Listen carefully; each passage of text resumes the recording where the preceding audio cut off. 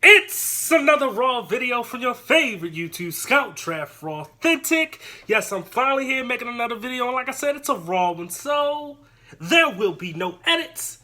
As you can tell, if you watched my last video where I did the interview slash a draft breakdown with my brother, I'm still here in Ohio.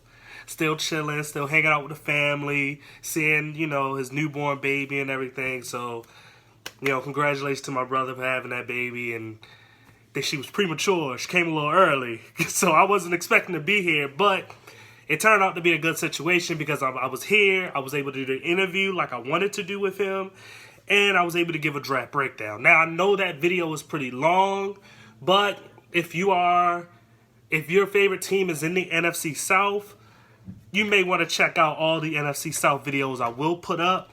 That one is going to be the first one, and the only reason is why not check on your competition? Duh.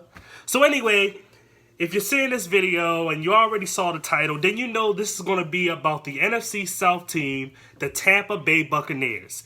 I am on the last leg of this draft breakdowns where I've already done the AFC and NFC for the North, the East, the West, and now I'm in the NFC South, and I've already done the AFC South. So instead of wasting your time right now, let's just get into it for the Tampa Bay Buccaneers. With the first pick, the Buccaneers selected defensive tackle from Washington, Vita Vea. Now, I love this pick. I thought it was one of the better picks in the first round, especially in the top 15 or top 16. This is one of those guys that he probably should have went higher in the draft. And honestly, because there's always going to be teams looking for quarterback. And especially what happened this past year, before the season started, we were coming into the year as quarterbacks were going to be that was going to be a big thing. And 5 of them ended up going in the first round, 4 of them in the top 10. So this was huge. So when you're looking at that situation, when you got 4 quarterbacks going in the top 10, guys like Vita Vea fall out. Vita Vea should have been a top 10 pick. Simple as that. Usually you get about maybe 2 guys in the top 10. Maybe 2. But with saying that, Vita Vea probably should have, when you think about it, if you take 2 of those guys out, he went 12, he would have been picked in the top 10. That's how good of a player he was. I think the Buccaneers is going to be building up on their defense where they already have Gerald McCoy, and they already have J.C. Pierre-Paul, and I believe, who's the other guy that they have? Gosh, his name is slipping me, but just Vinny Curry, another defensive end that they could build around, and that defense is going to be very formidable. Very, very formidable. So this is just building on what they want to be able to also stop when it comes to run stuffing. They need that. And then obviously pass rushing. I think Vita Vea, for his size, is one of the better pass rushing type of defense tackles that you're going to get. So now going over to their next pick, they had 3 second-round picks. And so in their first second round pick, they used it on Ronald Jones, running back, USC. Now, Ronald Jones was one of those type of running backs that, when I first looked at him, I was kind of like, yeah, he okay. And then I kept looking at him over and over again, looking at more games, and I was just like, okay, there's some traits that I really, really like about him. One of the biggest things that you can really love about him is his explosiveness as a runner. There are a lot of guys that can have explosive plays down the field. We've seen it from Saquon Barkley, even though I'm not his biggest fan, but he still has it. We've seen it from Rashad Penny. And we've seen it from a guy like Ronald Jones. These dudes, they just, for whatever reason, they're able to break long runs. And he's one of those guys that are able to do it. He also has ability, he's okay in pass protection. He's not the greatest, but you can work on that. But that makes a complete 3-down back. Especially on the third downs, like I said, not just the blocking, but his pass catching. I think that he's a solid pass catcher. I think that he's average. He doesn't have to be what Le'Veon Bell has turned into in the NFL. He doesn't have to be that. He could just be a guy that, you throw the ball to him, usually he's going to catch it and he's going to go downfield.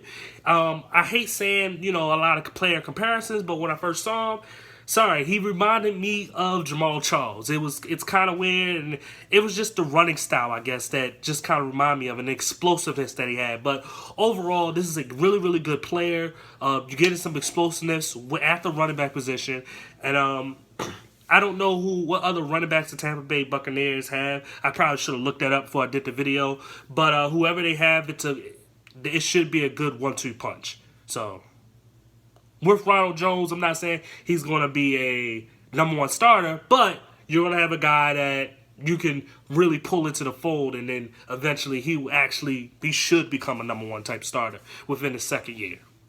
Then the next pick, they chose MJ Stewart. Now, with the next two picks, they chose two cornerbacks, right?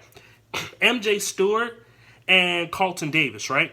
Now, it was kind of weird to me because they picked up a nickel corner before they picked up a outside corner. Now, in terms of how you would kind of rate him, I would give Carlton Davis a slight edge because he is a outside corner. Those are very important. But MJ Stewart is a nickel corner. I like his energy, what he brings. I like the way that he plays.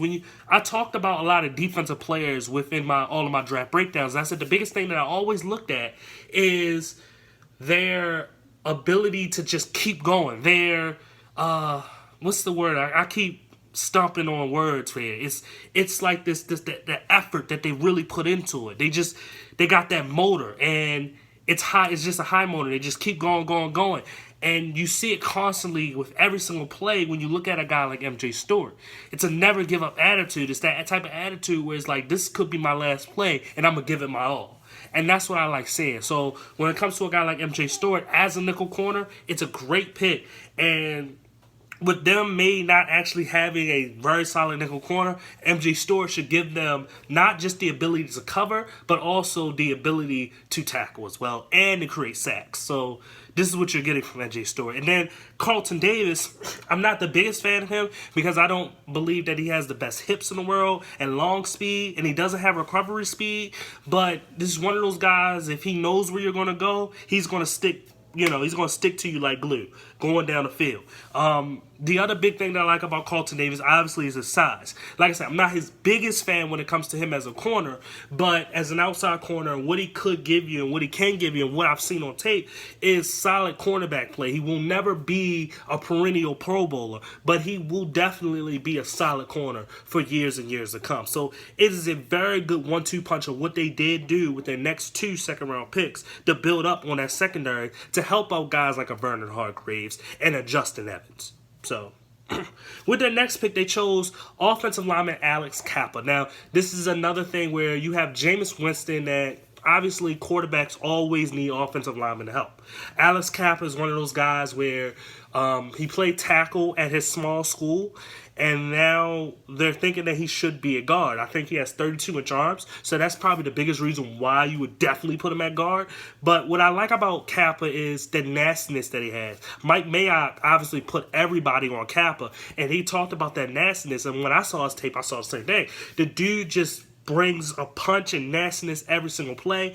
Not every single play, but I would say 90% of the plays, it's nastiness. And he's throwing guys all around. Now, granted, it is small school guys, and it reminds me of a guy that played on the other side of the ball that was drafted 2 years ago from the Baltimore Ravens named Matt Judon. He literally dominated the competition in a small school, but when he got to the NFL, he wasn't dominating. He's still pretty good, but it wasn't like the same that you see. So you won't see him like throwing guys around and stuff like that, but if he keeps growing into a position, he should get better and better. And we should see a guy that definitely ends up being to me, a perennial Pro Bowler type of guard. That's what he could turn into. I really like his playing style and what he can do. Then in the next round, they chose Jordan Whitehead, safety from Pitt. Jordan Whitehead is a solid dude. He comes down. A lot of the safeties that I saw, that at least when I used the 2 websites when it came to the different prospects that I saw, when I saw his name and I looked him up, it was a lot of these safeties looked like strong safeties, and a lot of these safeties were just they were okay. Nobody really stood out to me. Jordan Whitehead seemed like a solid player, but he didn't stand out. And I would just like to see more of the actual playmaking ability, and not just playmaking ability, but just kind of the natural instincts. And I don't feel like I see it as much. I will have to say this: he is a guy that that, not to say he doesn't have playmaking ability. I've seen him make plays on the ball, but it's the consistency to want to see more that's where I'm at with Jordan Whitehead. To me, out of all of the rest of the safeties that seem kind of average, I would put him in another realm of saying, okay, he's kind of up there where he's a little bit better than most of the other safeties that were in the draft. But I still have to say that when it comes down to it, I just wanted to see just a little bit, I guess, a little bit more consistency out of him. Just I don't know, just give me more, and we'll be good. Now I'm looking at my safety guys that I wrote down, and like I said, it just wasn't a lot of guys that showed me as much as I wanted to see, and then there was guys that was just kind of like, So I'm just looking at it as just give me more. Anywho, when it comes to Justin Watson, the next pick, Pennsylvania wide receiver. He's in that same boat of this wide receiver that was drafted by, I think, was it the Panthers? No, I'm sorry, that was drafted. I did the video earlier. The Colts, Darius Fountain. Those two guys played at the East-West Shrine game, and they dominated as receivers. They are taller receivers with pretty good weight, and they both can route run. And what I saw on tape with Watson, I didn't get to see a lot. I only got to saw one game, but what I did see was a guy that could, really break in and out of routes, could really catch the ball pretty well. The East-West Shrine game, the stuff that you hear about him. This is a guy that, the Bucs pick him, and it's one of those situations where they just hope that he can become a better player as time goes on. Maybe within a year or two, this dude will be a pretty good wide receiver for their team, especially when Deshaun Jackson's not going to be there forever. And what else do they have at the receiver position besides a Chris Godwin and a Mike Evans? You get a guy that can complement as well with a big size, just like what Jameis Winston wanted to have with both Vincent Jackson and Mike Evans being there at the same time. So anyway, with the next pick, they chose Jack Senchi, whatever his name is. The only reason I say whatever his name is, I didn't like his tape at all. He just wasn't as good, especially when you watch T.J. Watt from last year, and then you got to see this dude, and it's just like, this is not even close, which is why he was picked in a late round, 6th round pick anyway. But I think overall, just looking at the draft itself, overall, I think the Bucs had a really good draft that I may have overlooked as having one of the better drafts, during the draft season. I think that there was a lot of guys, especially within that first 5 picks, that, from rounds 1 through 3, where it was a lot of good players that you're trying to build on. I don't know what other position they literally could have went after within this draft.